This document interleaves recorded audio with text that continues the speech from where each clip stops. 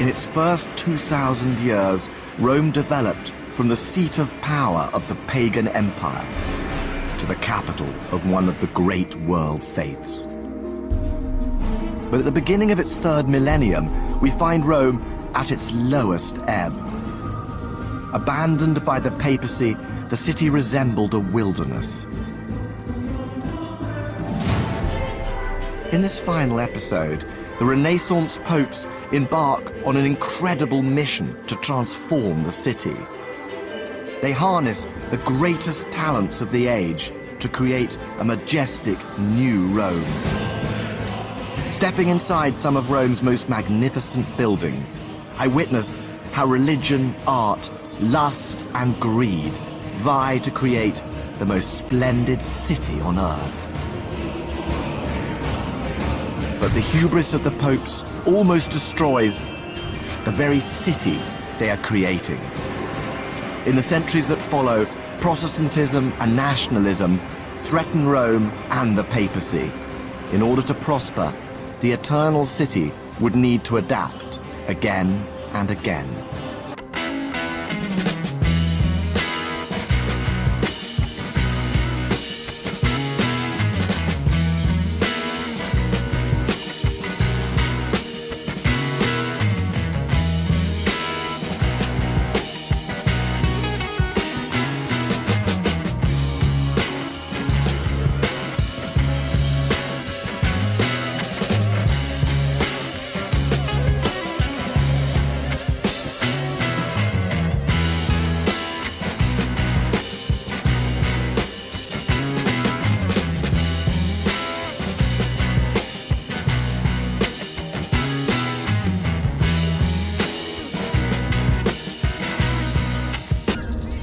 The kings of France dominated Rome and forced the election of a French pope who took up his residence not in Rome, but in Avignon.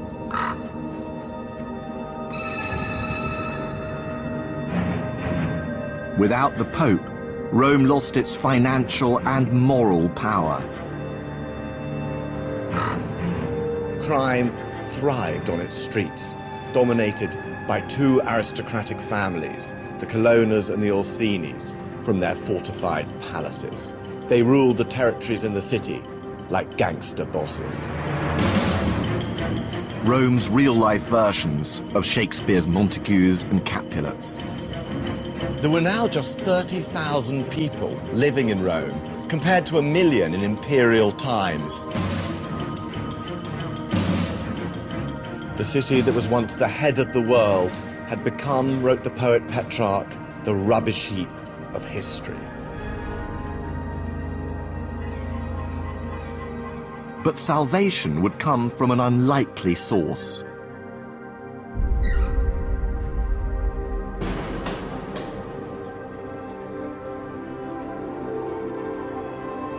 The Church of Santa Maria sopra Minerva is the final resting place of the woman who would rescue Rome's fortunes. Her name was Caterina Benincasa, but she's better known as St. Catherine of Siena. She spent much of her life in a state of feverish rapture, with long periods of deep meditation. And it was said that Jesus' wounds bled from her body.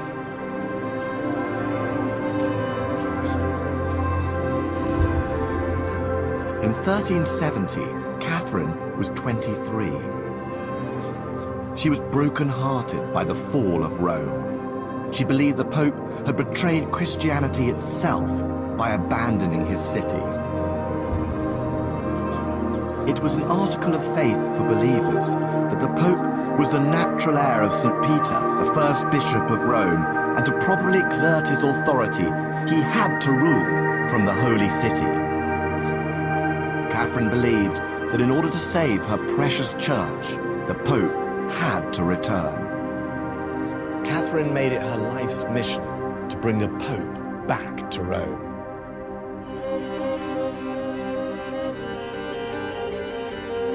Alone against the might of the papacy and the rulers of Europe, Catherine fought to save the church and city.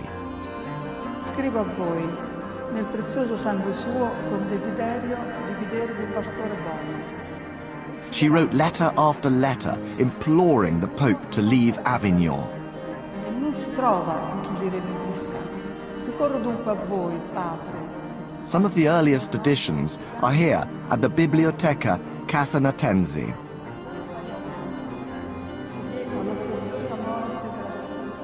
Manuscript keeper Isabella Secopieri has agreed to translate them for me.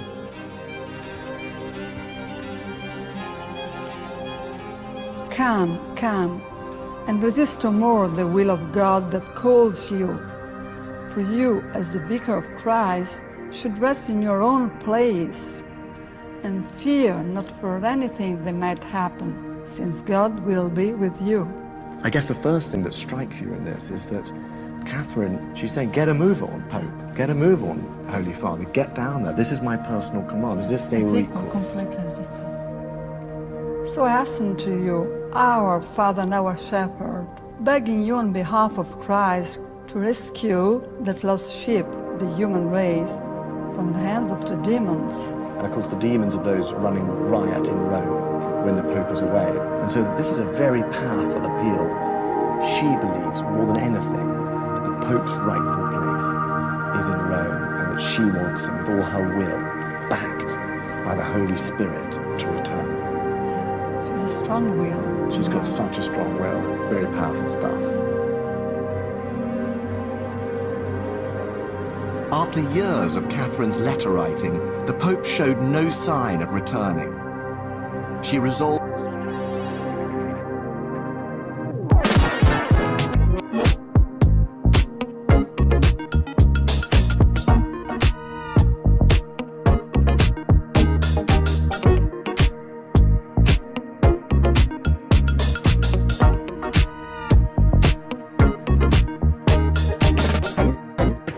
in a triumphant procession to the Holy City, with Catherine of Siena by his side.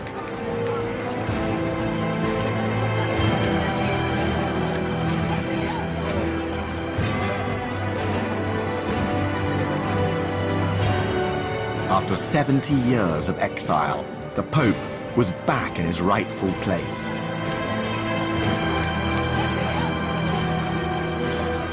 Centuries later, Catherine would be rewarded by being made patron saint of Italy and Europe.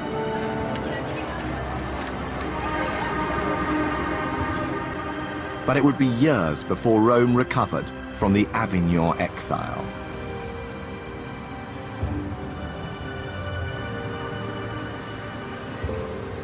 Rome was in need of a strong ruler, but the papacy was now bizarrely weakened.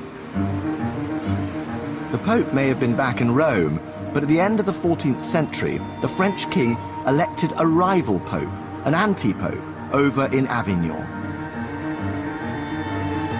Kings and emperors now felt they could appoint their own popes to suit themselves. The situation got so ridiculous that at times there were 3 popes in 3 different cities, all claiming to be supreme pontiff. This became known as the Western Schism. Rome would never reign supreme, while the papacy was a laughingstock. I've come to the place where the schism ended and the resurgence began, where the Romans claimed back their papacy.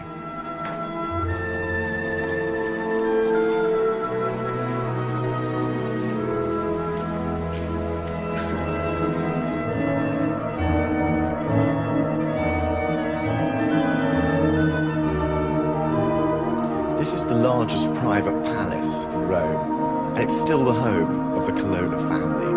They've lived here for 700 years, and in the 13th and 14th centuries, they were one of the two warring families fighting for control of Rome's streets. But in 1417, the Colonna family pulled off a major triumph.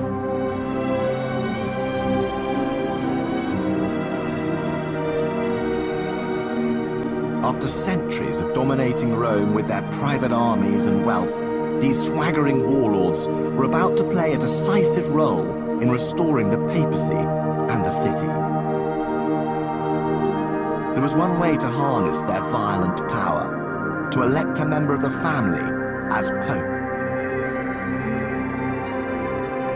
And to this day, the palace displays a special piece of furniture to mark this triumph. This is the throne room. Every dynasty with a pope in the family had one just like this for when future popes came to visit. And here's the throne itself. But as you can see, it's facing the wrong way round. And that's because it was only turned facing the right way when there was a pope actually here to sit on it. It was the election of the Colonna Pope, Martin V, in 1417 that brought an end to the Western Schism. The competing popes had turned the papacy into a farce, and finally a council persuaded all the popes to resign. When they elected Martin V, it was the first time in years that the pope had not only been Italian, but a Roman, and a scion of the city's most powerful family. From now on, the papacy was Roman, and Rome would be the papal city. But the papacy was still vulnerable, and the city was a mess. The Pope's task now was to restore the authority of both, to make Rome the undisputed capital of Christendom. From this point on, the popes were united by a shared vision. Through the 15th and 16th centuries, they embarked on a project of breathtaking scope that would turn Rome into a building site for 200 years.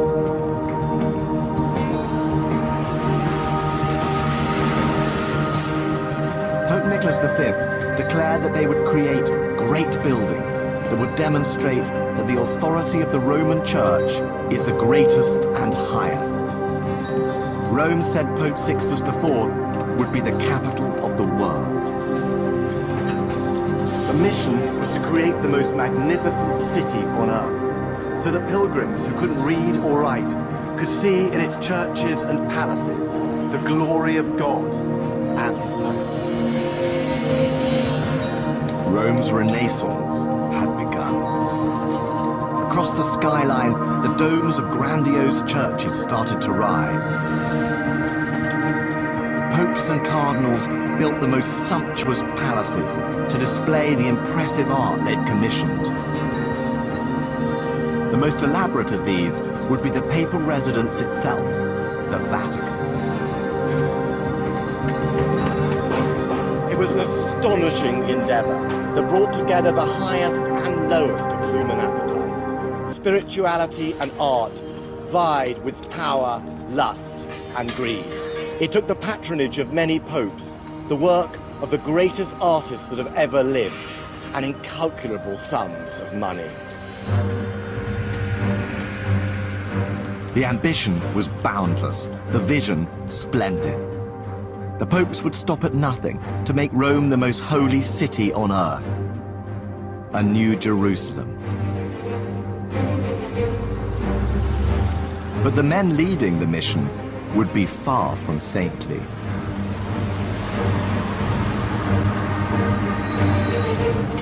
The Renaissance popes saw no contradiction between their sacred role, cutthroat politics, and the pursuit of wealth and pleasure. There was one pope who personifies this merciless magnificence like no other.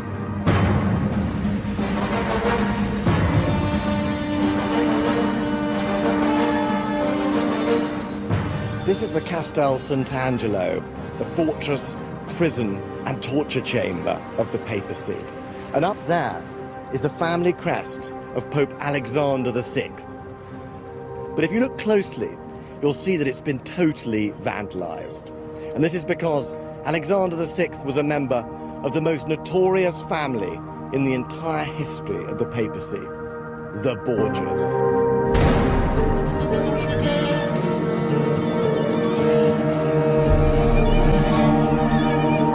The Borgia Pope was the nephew of the Spanish Pope Calixtus III, who raised him to cardinal. A brilliantly cunning and effective politician. As Pope, he was ruthlessly effective in promoting papal power. He was determined to make Rome great and his family even greater. His son, Cesare Borgia, was a bishop at 16, a cardinal at 18, but he probably murdered his own brother, whose death enabled him to resign from the church and become papal commander-in-chief, conquering new territories for the family. He was brilliantly talented, tireless, and terrifying. His victims were found floating in the Tiber every morning, but to Machiavelli, he was the ideal of the Renaissance prince. Cesare Borgia was the Pope's flamboyant enforcer and henchman. No one was safe in his reign of terror. Corruption, war, and assassination were as much part of Rome's Renaissance as the exquisite art.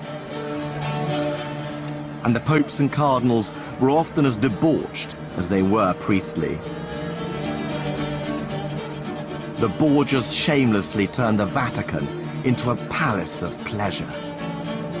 The Pope himself had many lovers and fathered many children. Historian Mary Hollingsworth has been studying an account written by a senior courtier which provides a rather interesting insight into Borgia life at the Vatican. The Papal Master of Ceremonies did describe a particularly lurid dinner party that Cesare, not the Borgia Pope, but that Cesare held in the Vatican. And at the end of the meal, the guests removed all the big silver candelabra onto the ground and then scattered chestnuts all over the floor and invited in a bevy of naked ladies who then went around on their hands and knees, bobbing up and down with their heads to pick up these chestnuts in their mouths. And then at the end, once all the chestnuts had been collected and presumably all the wares, as it were, had been displayed, then the male guest who had sex with the largest number of these prostitutes was ceremonially given a present of a very expensive pair of gloves. So those things seem to be true. I mean, there are plenty of later popes where things like that happened. Wasn't one of the great accusations thrown at the Borgia Pope was that he had so many mistresses and so many children? Was that usual for a religious leader like the Pope at this time?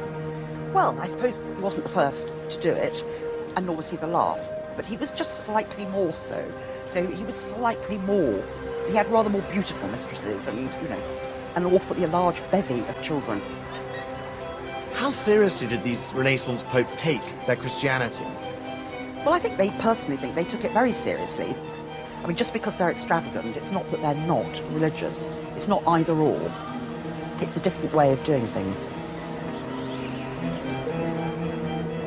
For the Renaissance popes, outrageous parties and ostentatious displays of wealth were a tribute to the glory of God and Church, and a demonstration to the world of their power and sanctity.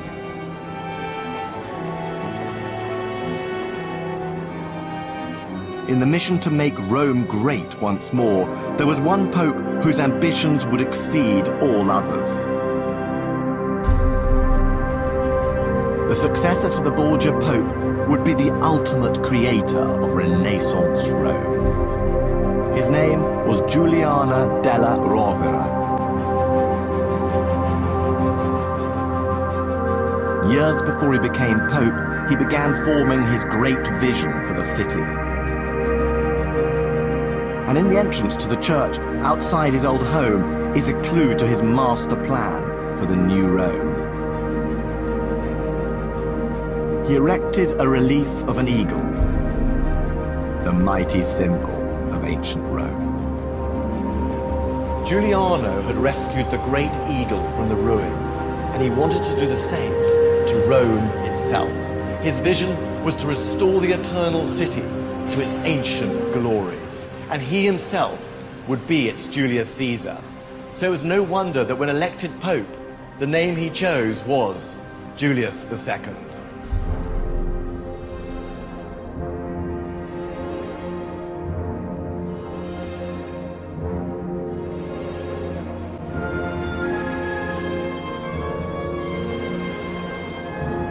Deep inside the Vatican Palace, the walls of Julius's private apartments ring out with the story of his reign.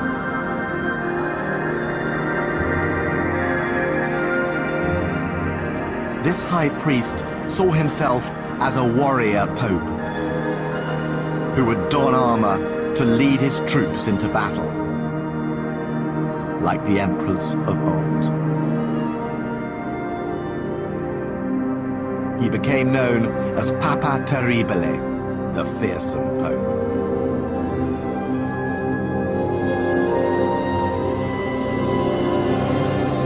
But his most effective foot soldiers would be his army of artists. He assembled a team of the greatest artists in history to equal and even outdo the glory of Imperial Rome. The artist Raphael would be commissioned to decorate his living quarters, which many consider Raphael's finest work. Classical as well as Christian scenes dominate the papal apartments. The pagan god Apollo has pride of place, surrounded by the finest poets, from Homer to Dante. Not all Christians were comfortable with the pagan imagery, but this classical Christian fusion was the true spirit of the Renaissance. Julius was channeling the greatest human achievements throughout history to promote the power of the papacy and Christian Rome. But it was Julius's partnership with one particular artist that would come to define the Renaissance more than any other. An artist so revered that even his rival Raphael painted him. Michelangelo. Michelangelo was impossible to deal with. He was obsessional, paranoid, and avaricious, tormented by his artistic rivalries, his religious doubts, the demands of his greedy family, and his own homosexuality. But Julius's commission would produce a peerless masterpiece, the jewel of the Renaissance.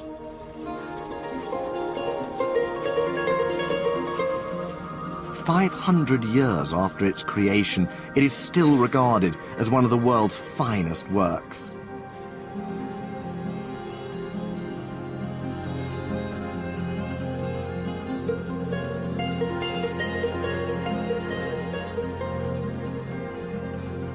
Even amidst the other splendors of the Sistine Chapel, it's the ceiling that takes your breath away.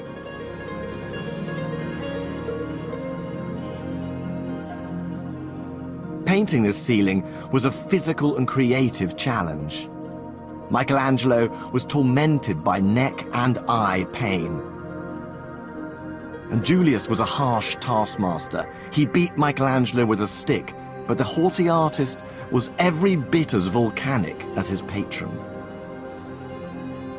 Julius even used his own epithet to describe him, Il Terribile. But from this fiery relationship came perfection.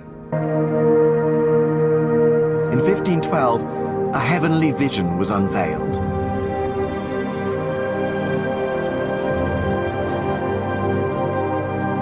The creation narrative of Genesis has never been so sublimely rendered.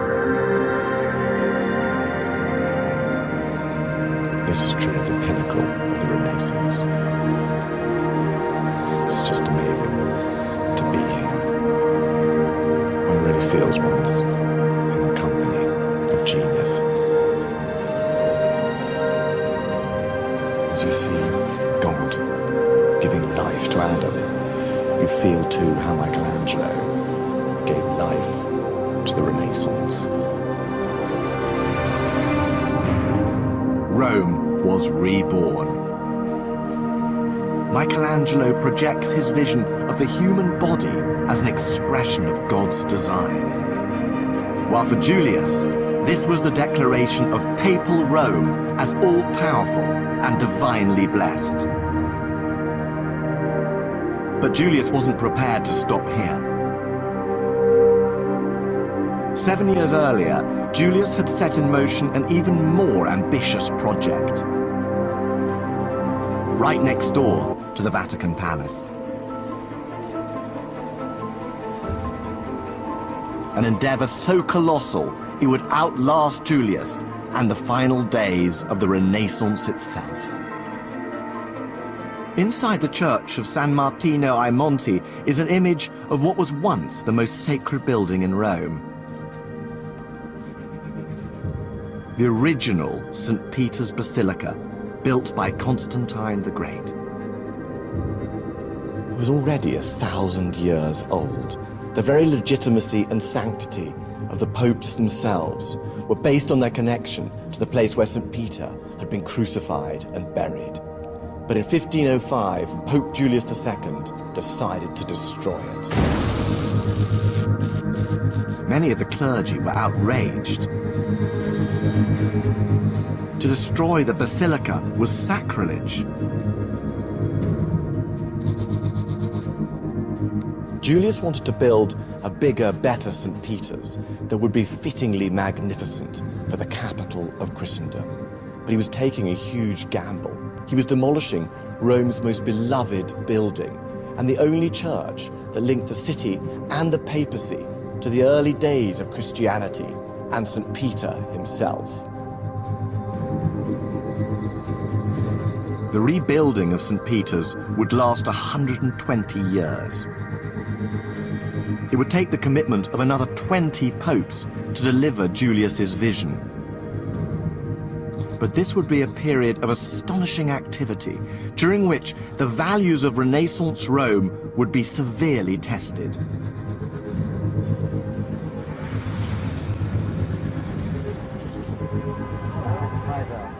The challenge began with the astronomical cost of building the new St. Peter's.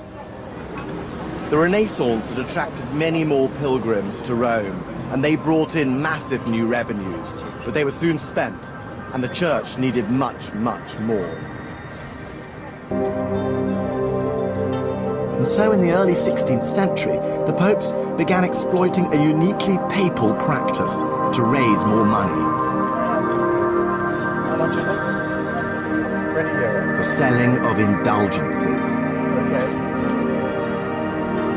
The practice had been around since the 6th century. It was simple. People would pay to have their sins forgiven. And it raised so much money that they had an even brighter idea. People would pay for sins they hadn't even committed yet. 25, sir. There we are. The papacy had turned sin into a business. This abuse, taking place in the heart of God's city, outraged many Christians. For years, the Renaissance popes had thrived through decadence and corruption. But the selling of indulgences would prove one step too far.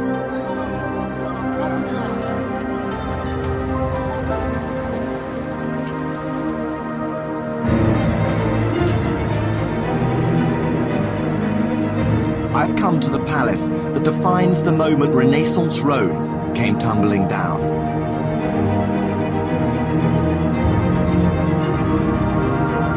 The Villa Farnesina was known as the Villa of Pleasure and was frequently visited by Julius's successor, Leo X.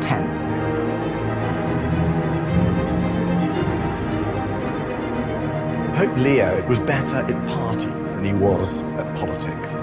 God has given us the papacy, he said, so let us enjoy it. And enjoy it he did. He was a member of the Medici banking family, but in 1 year he squandered the entire savings on the papacy, on pleasures, on art, and on gambling. His reign marks the delicious climax of the debauchery of the Renaissance papacy.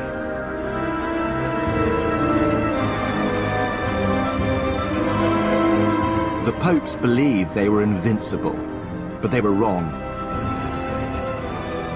Their decadent version of Christianity did not go unnoticed by Christians outside of Rome. And the Renaissance was about to reach an explosive finale.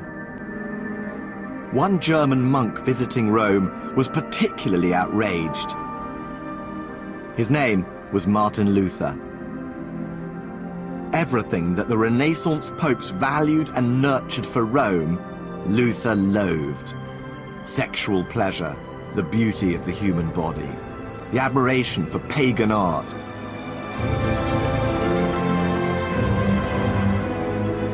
And most disturbing of all, the selling of the forgiveness of sins. The worst perpetrator of these abominations was the Pope himself. Luther said that far from being God's representative on earth, he was an agent of the devil. Luther returned to his hometown in Germany and nailed his protests to the church door, thereby launching the movement that became known as Protestantism. He defied the church, and his Protestantism would become the greatest challenge to papal supremacy in all its history.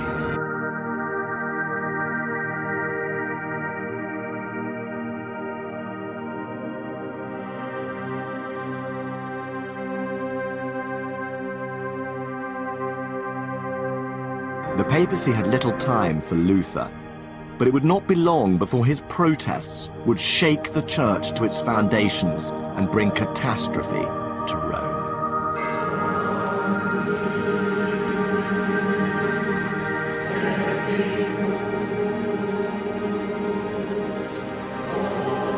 Just upstairs is a long-hidden piece of evidence of the horrific conclusion of the Renaissance.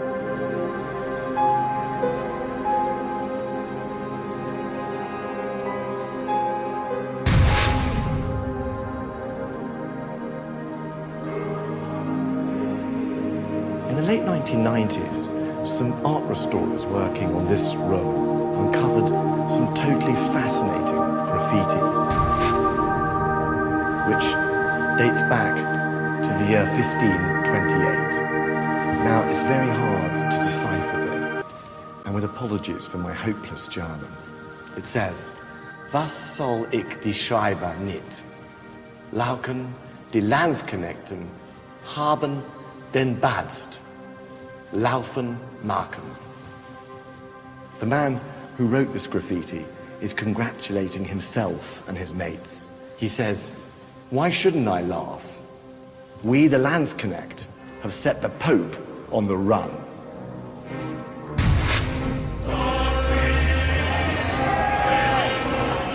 The Landsknecht were a force of German mercenaries sent to Italy by Emperor Charles V as a warning to the inept Medici Pope, Clement VII.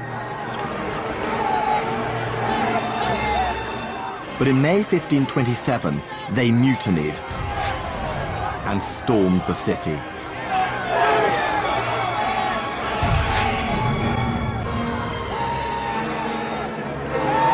The Landsknecht were Protestants who believed the Pope was the Antichrist. Infuriated by tales of papal hedonism, they ran amok in the Satanic City.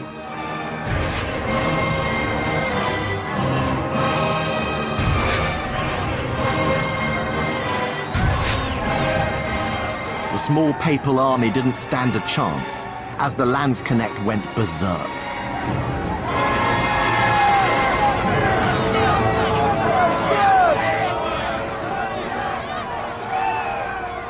They slaughtered everyone they encountered in the streets. They disemboweled priests. They turned monasteries into brothels. The Eternal City had become hell on earth.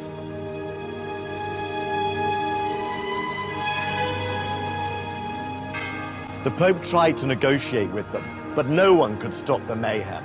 So he escaped from the Vatican along the Passato, this fortified passageway, to seek refuge in the Castel Sant'Angelo.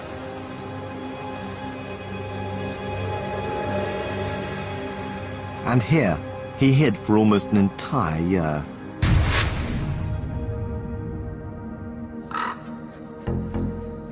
The Pope's health disintegrated. Outside of the Castel, Rome was ravaged. The city was devastated. The population halved by hunger, murder, and plague. But still the troops wouldn't leave. And in December 1527, they said that if they didn't get their money, they'd hang their captains and slice the Pope into pieces. By this time, the Pope was starving, blind in one eye, and ridden with liver disease. He escaped from Castel Sant'Angelo disguised as a servant and headed out of Rome to the papal residence at Orvieto. The Pope had lost his splendor and his power. The Holy City had lost its ruler, its protector. The sack of Rome was the greatest catastrophe in all its history. The follies of the Renaissance popes had brought the Eternal City close to destruction. On the 11th of February 1528, the Landsknecht were finally paid, and the horde left. The Pope returned to Rome. The sack of Rome was seen as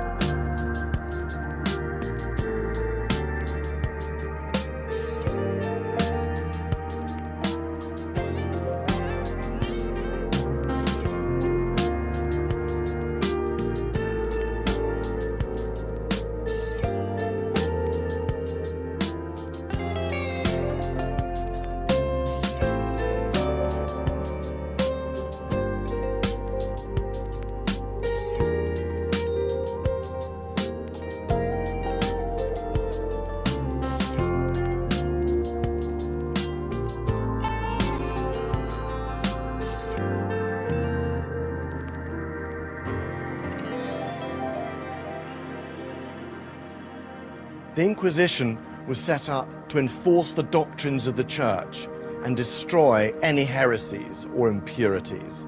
Peccadillos that had been overlooked or indulged during the Renaissance were now brutally punished. Homosexuals were burnt alive.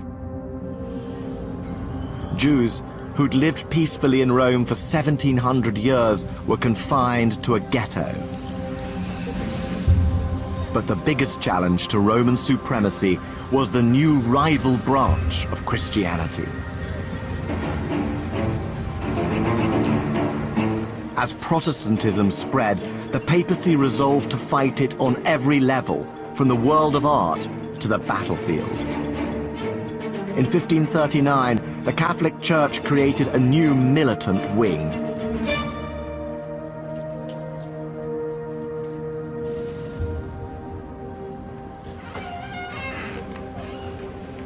This is the Church of St. Ignacio, named after Ignacio Loyola, a military man who believed that the winning of Christian souls could be conducted like a military campaign.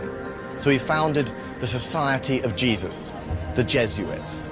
And a look at this astonishing ceiling tells you all you need to know about the passionate energy of the Jesuit mission.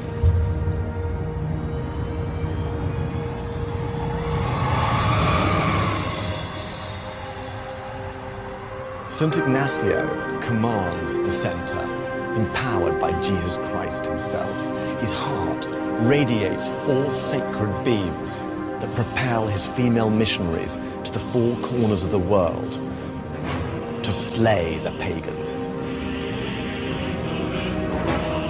Indeed, the Jesuit mission was international and universal. It was to convert everyone. It used both the sword and the prayer book.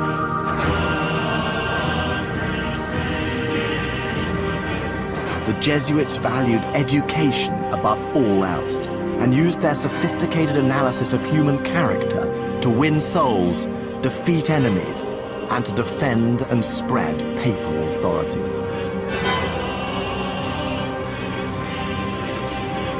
By the 17th century, the reach of Rome had spread beyond its walls to the 4 corners of the world.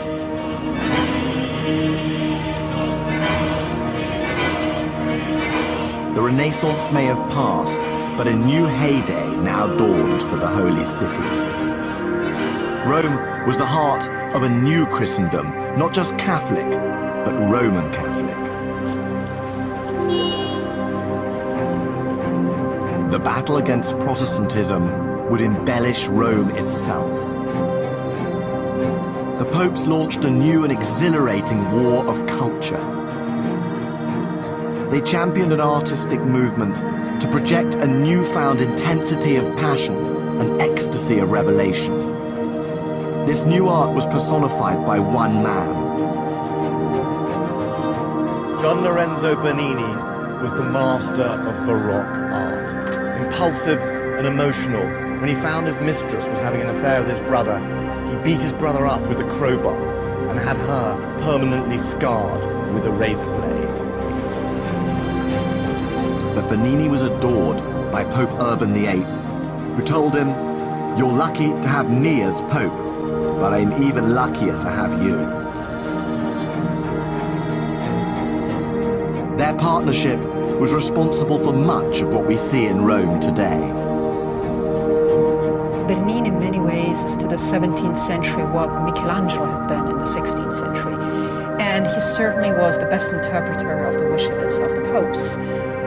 Art historian Alexandra Massini has brought me to see the sculpture that Bernini considered his masterpiece.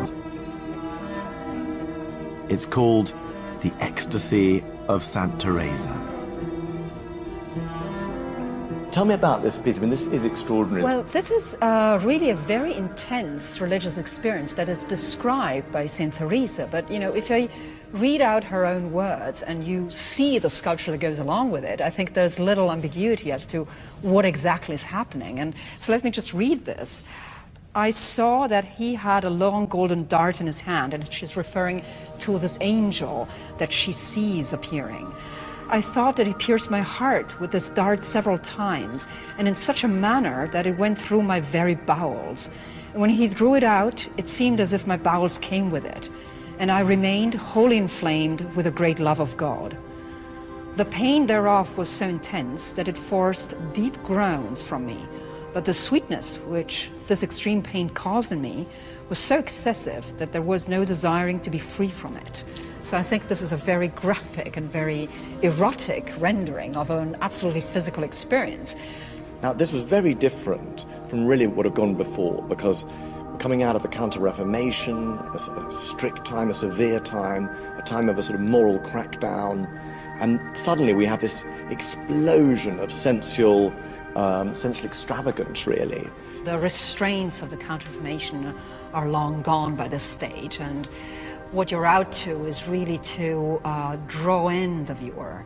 And that's why you do things that are absolutely theatrical and absolutely dramatic. And that explains why you have such an erotic piece that ends up in a church where you would least expect it. The viewer thinks, a modern day viewer would think, okay, this is something absolutely secular, what is it doing inside a church? But it is part, I think, of this emotional sensibility that people expected at the time, even inside a church, even from the faithful. It is part of the religious picture of the time. Was this new sensibility of the Catholic Church, represented by the Baroque and Bernini, really also a way of competing with Protestantism? It definitely was, yes. And I think that whereas the Protestants are really sticking to a literal reading of the Bible,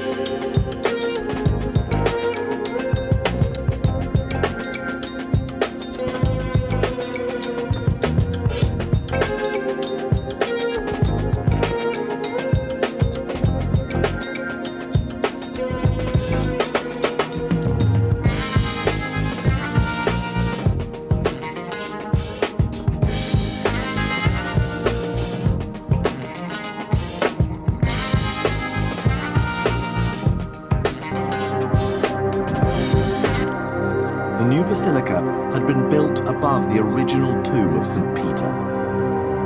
To honor the shrine which gave papal Rome its sanctity, Bernini created this monumental canopy, his baldacchino.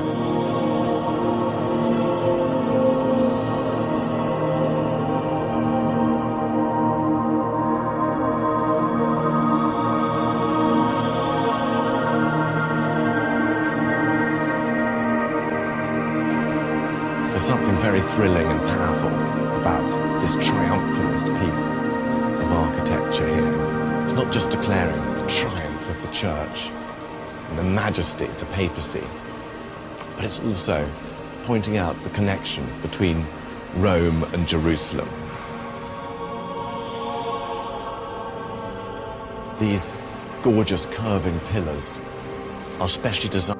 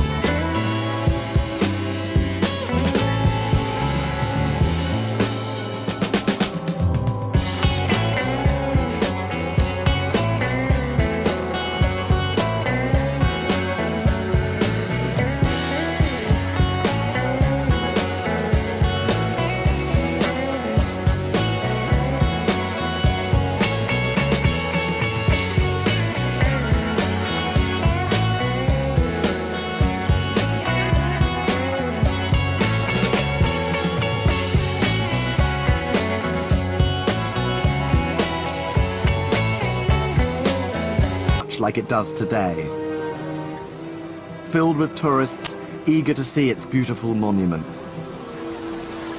But there was one crucial difference between then and now. The popes were still the autocratic rulers of their own swathe of Italian territories, the Papal States. But all of that was about to change.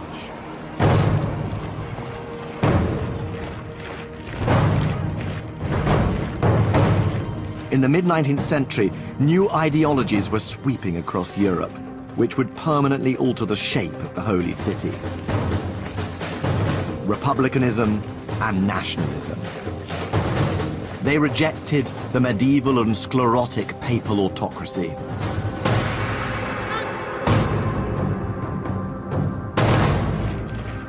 Having already taken hold of France, the idea of a republican nation was gathering momentum across the separate states of the Italian peninsula. A doctor's son from the northern city of Genoa, named Giuseppe Mazzini, led the campaign to unite the various kingdoms of the peninsula into just one country, Italy. And Mazzini believed there could only be one capital. Rome, he said, was the national center of Italian unity, the dream of my young years, the religion of my soul.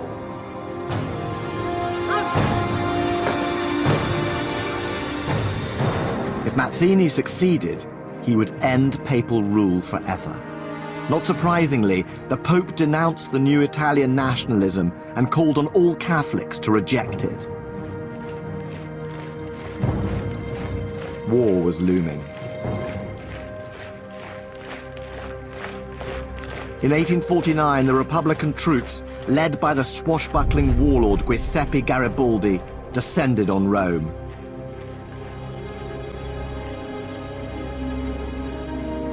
This time, the Pope had a surprising ally in his opposition to Italian republicanism. France, now ruled by Emperor Napoleon III, nephew of the great Napoleon Bonaparte. And when Rome fell to Garibaldi and the Republicans, Napoleon sent an army to get it back. They bombarded Rome, and as chance would have it, a French cannonball smashed right into the sumptuous Great Hall of Prince Colonna's palace. Now, this is one of my favorite secrets of Rome, because that Napoleonic cannonball embedded itself in Prince Colonna's marble staircase.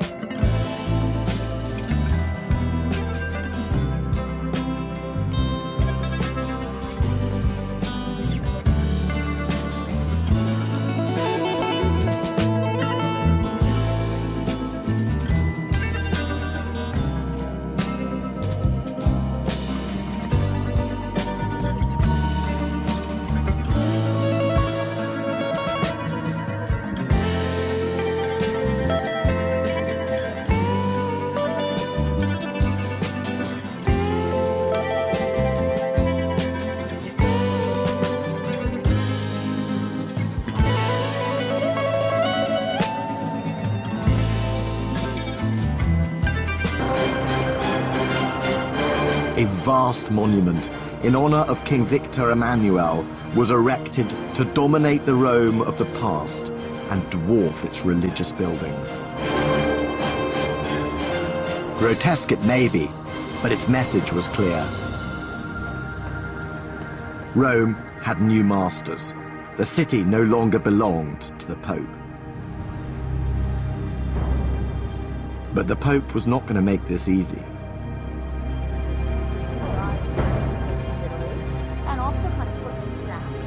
Historian Anne Wingenter has been studying this pivotal period in Rome's history.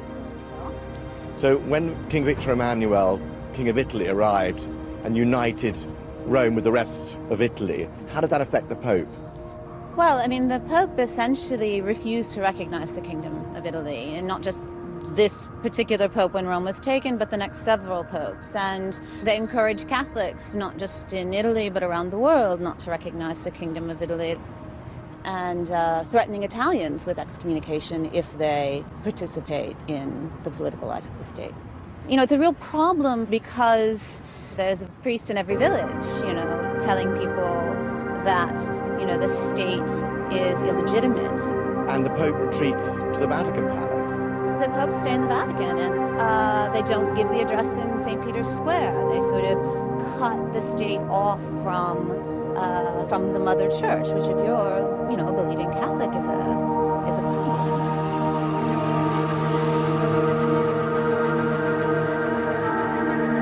The papacy and the kingdom would be in a standoff for 60 years.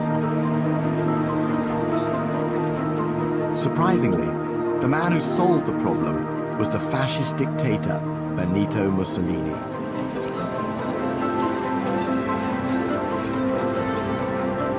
Mussolini understood the popularity of the church would add to the legitimacy of his fascist regime. So in 1929, he signed the Lateran Pact with the Pope that created the Vatican State. The border is right here. Now I'm standing in the Republic of Italy, and when I cross the line, now I'm standing in the Vatican State, the Pope's own country. The Vatican State became the world's smallest nation. At just 0.2 square miles, the new papal state was a miniature of its former glories. But it meant that the Pope could lead his billion global Catholics as an independent priest monarch.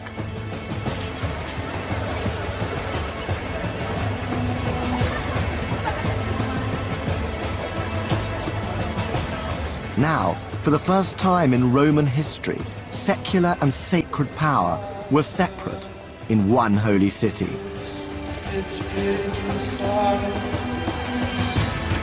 In today's Rome, all the strands of old and new come together.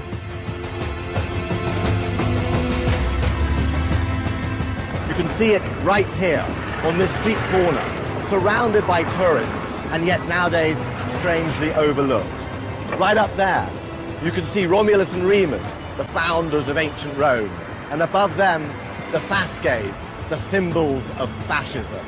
And all of this on this majestic thoroughfare leading straight to the magnificent Basilica of St. Peter's. All of it, modern and ancient, now together seem happily, typically Roman.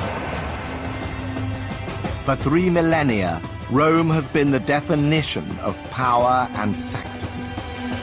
Rome, like Christianity's other holy city, Jerusalem, is a place where man meets the divine.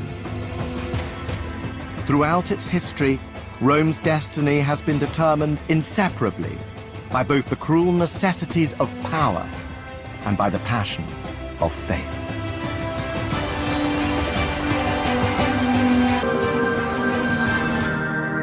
Stay with us here on BBC HD. We're celebrating